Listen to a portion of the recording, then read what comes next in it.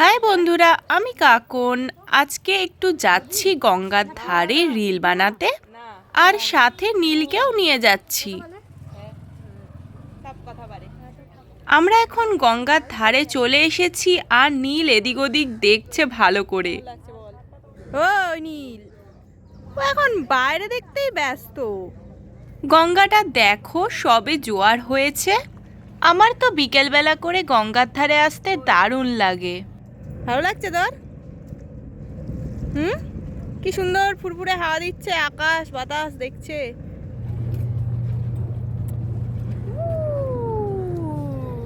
Ready হচ্ছে।